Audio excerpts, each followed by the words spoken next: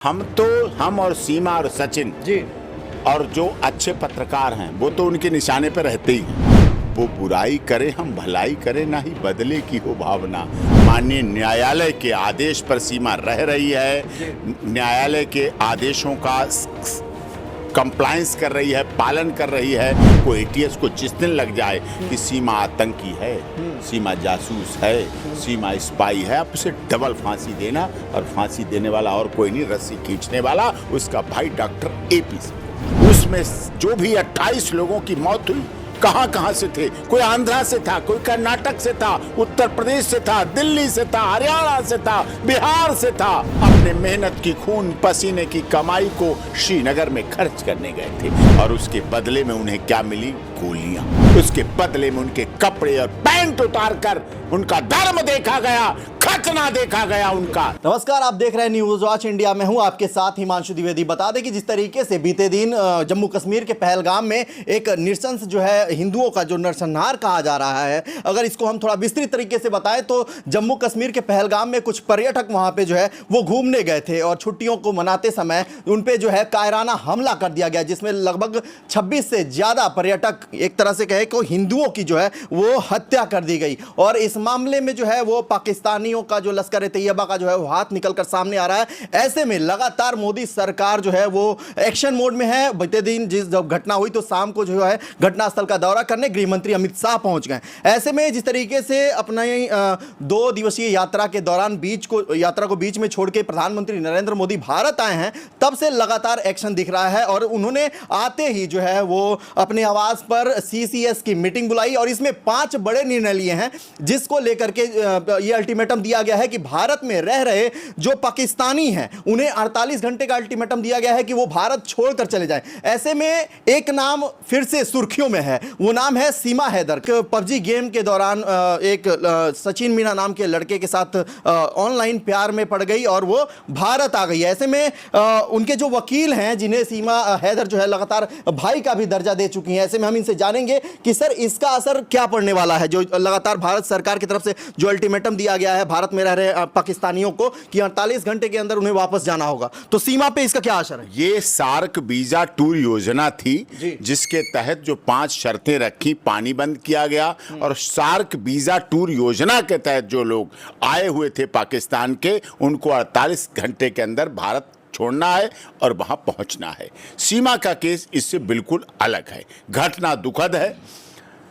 जिस तरह से श्रीनगर में हुआ पहलगाम, फिर से जो 370 और 35A भारत सरकार ने बड़े गर्व के साथ खत्म की थी। इसलिए खत्म की थी कि जम्मू कश्मीर और श्रीनगर में फिर से जन्नत पहुंच सके, जन्नत वापस हो सके। ये भाव था, ये इच्छा थी, ये धारणा थी। लेकिन दुनिया ने देखा कैसे अच्छे कार्य करने के लिए उसमें जो भी 28 लोगों की मौत हुई, कहां से थे। कोई आंध्रा से था, कोई कर्नाटक से था, उत्तर प्रदेश से था, दिल्ली से था, हरियाणा से था, बिहार से था, पंजाब से था, हिमाचल से था, महाराष्ट्र, बेंगलोर से था, कर्नाटक से था। सोचिए आप, जो हमारे हर भाषा को बोलने वाले लोग वहां थे, अपने मेहनत की खून पसीने की कमाई को श्रीनगर में खर्च करने गए थे, वहां के सैलानी बनकर, वहां के लोगों का पैसा बढ़ाने, आय बढ़ाने, होटल व्यवसाय, टैक्सी व्यवसाय, ढाबा व्यवसाय, मार्केट, गाइड, टूरिस्ट गाइड, विभिन्न तरह से एयर सर्विसेज, बस सर्विसेज, सब तरह से खर्च करने गए थे। और उसके बदले में उन्हें क्या मिली? गोलियां। उसके बदले में ये मिला, धर्म बताओ। उसके बदले में उनके कपड़े और पैंट उतार कर उनका धर्म देखा गया, खतना देखा गया उनका। समझ सकते हैं आप कितनी दर्दनाक हादसा बीता होगा। किस संघीय ढांचे में हम रखते हैं, किस संविधान के तहत हम रहते हैं। कहां है हमारा संविधान? कहां है डॉक्टर भीमराव अंबेडकर का वो सपना? कहां है भारत की सर्वोच्च न्यायालय? कहां है लोकसभा, राज्यसभा, राष्ट्रपति महामहिम? हम धर्म के आधार पर कोई भेद नहीं करेंगे?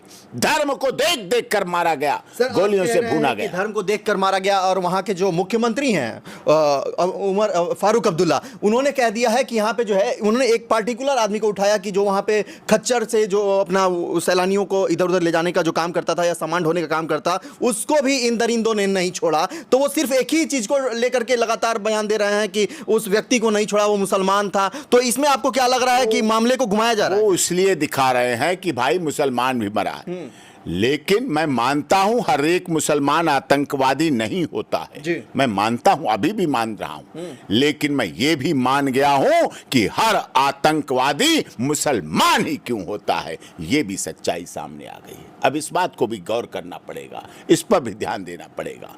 इसीलिए ऐसी दुखद घटना हुई और भारत सरकार के मैं प्रधानमंत्री नरेंद्र मोदी जी को धन्यवाद कहता हूं कि उन्होंने आज दिखा दिया, बोल के अब करके दिखा देंगे कि हम आतंकवाद को पनाह सलाह और करने वाले आतंकवादियों को मिट्टी में मिला देंगे। बोल दिया है, करके भी दिखा देंगे और देखेंगे आप और सुनेंगे।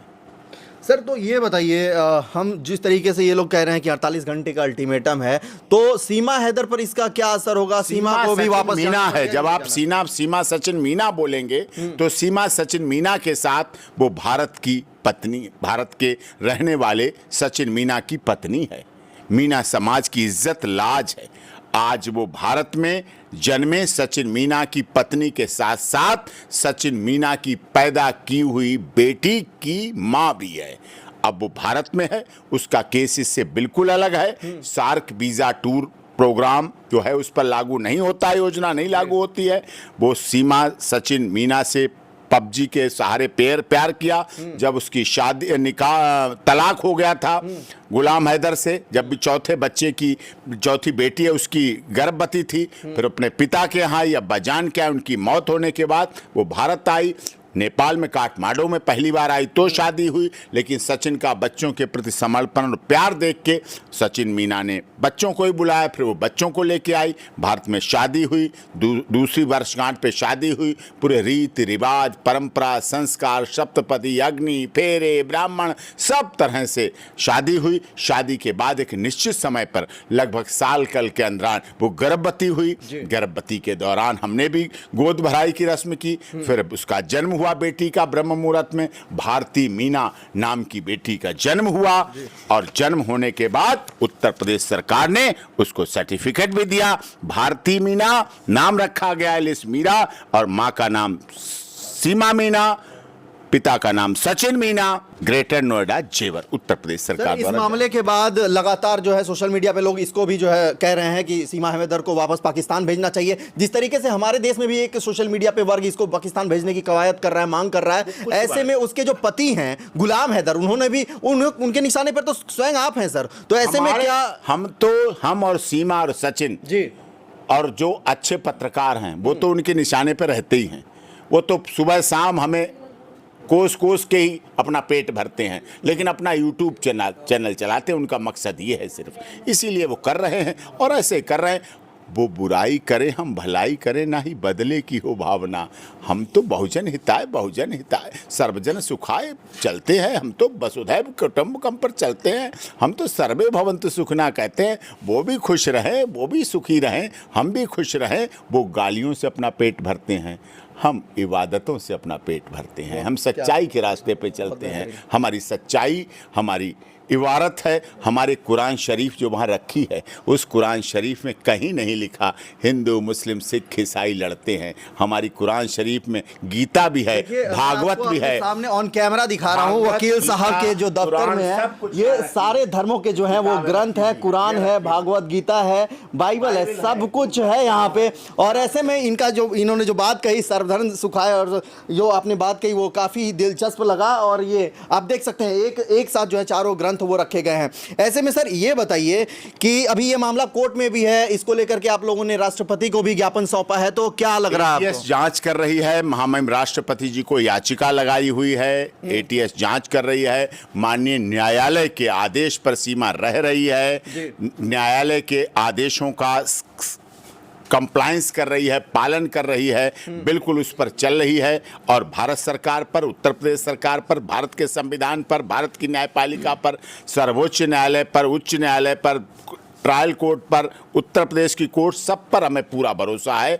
हाँ, आपको एटीएस को जिस दिन लग जाए कि सीमा आतंकी है, सीमा जासूस है, सीमा स्पाई है, आप उसे डबल फांसी देना, और फांसी देने वाला और कोई नहीं, रस्सी खींचने वाला उसका भाई डॉक्टर एपी सिंह होगा।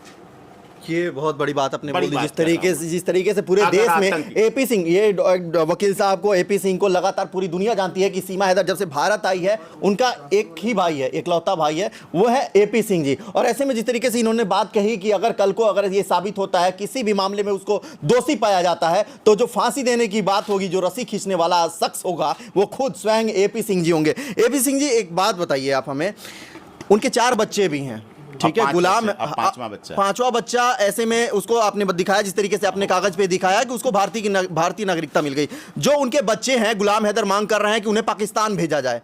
तो अगर वो बच्चे कल को अगर आने वाले समय में वयस्क हो जाते हैं, 18+ हो जाते हैं, तो उनके लिए कितना डिफिकल्टी होगी? प्लस होने के बाद तो वो देश में देखना, एक तो वकील बनेगा, एक डॉक्टर बनेगी, एक नर्स बनेगी, सब ऐसे बनेंगे, सब ऐसे करेंगे, आप चिंता मत करो। इंजीनियर बनेंगे, नेता भी बनेंगे, सब कुछ करेंगे। वो आतंकवाद के साथ नहीं रहेंगे। पाकिस्तान आतंकवाद पालता है, बड़ा करता है, बिल्कुल, और उसको भारत के लिए प्रोजेक्ट कर देता है, इसलिए वहाँ हाल है।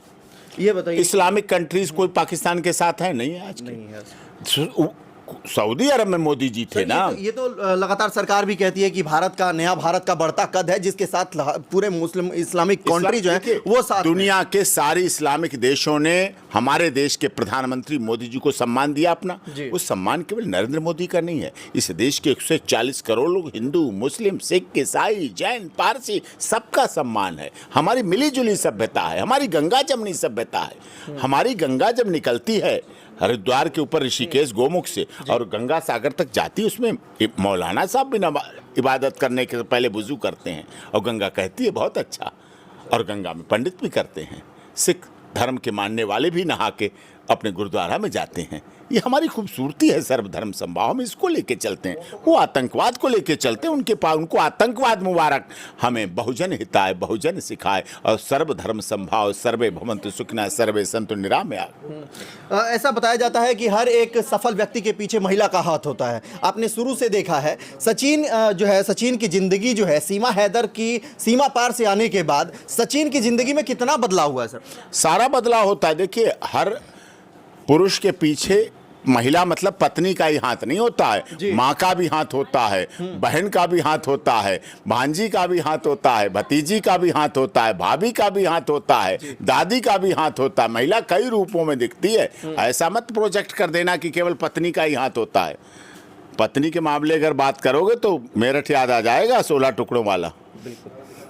ये बताइए सर कि आखिरी सवाल मेरा ये है, इन 4 जो बच्चे हैं उनके, जो पाकिस्तान में पले बड़े हैं, पाकिस्तान की पैदाइश हैं, उनका क्या होगा? उनका भविष्य कैसा होगा यहाँ पर? उनका भविष्य बहुत अच्छा होगा। मैं अभी से बता दूं, एक वकील बनेगा, एक डॉक्टर बनेगी, एक इंजीनियर बनेगी, एक पत्रकार बनेगी, एक यूट्यूब चैनल चलाएगी, और सीमा नेता बनेगी।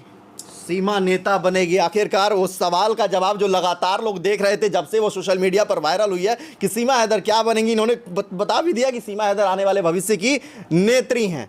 तो देखा आपने जिस तरीके से सीमा हैदर को लगातार सोशल मीडिया पर कुछ यूजर लगातार जो है सो देश से निकालने की बात कर रहे हैं। वहीं गुलाम हैदर जो वहां पे लगातार ये कह रहा है कि उसके 4 बच्चे को जो है वो भारत सरकार वापस भेजे। ऐसे में सीमा हैदर के भाई जो हैं वकील एपी सिंह, उन्होंने क्या कुछ कहा,